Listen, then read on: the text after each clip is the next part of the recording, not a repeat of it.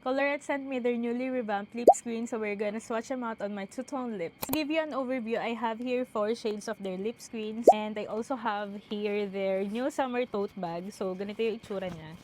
Ayan. Nipis lang siya ngayon, but this is waterproof and maganda siya pang beach. So, meron siyang small pocket here, so pwede mo rin siyang gamitin. Also, kapag tinopi mo siya, dito mo siya isusuot. I also have here their new keychain. Meron siyang cup side and nandito yung hook. This one holds yung lip screens mo. So, you can just carry it kapag nasa vacation ka. Let's start with the shade Shell. Ngayon, it's already a clickable pen. We just have to click it and yan, lalabas na yung product. Sobrang sakto lang yung product na magagamit. So, yung scent niya is watermelon scent. Ganda pa rin niya. This is the shade Shell on my two-tone lips. Upon putting it on, napansin ko na same pa rin naman yung shade niya, but mas nag-lessen na yung SPF na amoy. Mas amoy mo na yung watermelon scent for this. I still get yung shine na gusto ko and yung moisture na gusto ko. And kasi yung naging favorite ko talaga from the lip screen last year, this version. Actually, meron pa rin tong laman kasi sobrang tinitipid ko siya. I really love yung moisture nito on my lips and it really hydrates your lips. Hindi lang external, pero nagpa-plump din siya. Next is the shade Tan. Look how it applies. Sobrang smooth. This is the shade Tan on my two-toned lips. So ito, mas pang everyday siya na use if you don't want any pop of color. Next is the shade Koi, which is a mauve pink. Ang ganda ng shade na to. For medium tan to tan skin tone, ang ganda nito. Wala to sa shade last year. Ito yung added na shade this year. Ganda.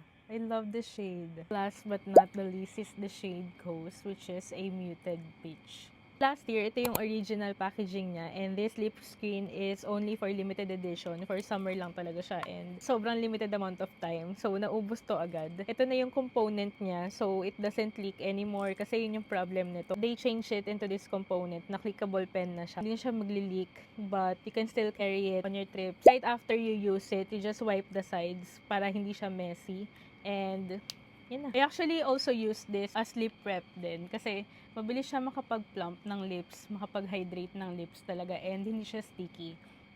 Ayan, hindi siya sticky. Not sticky at all. I really love yung formula ng lip screen ever since and I'm glad that they're back. And hindi rin siya limited edition. So make sure to try this out guys kapag na-release na. Let me know kung ano yung shade na gusto nyo and see you in the next one. Bye!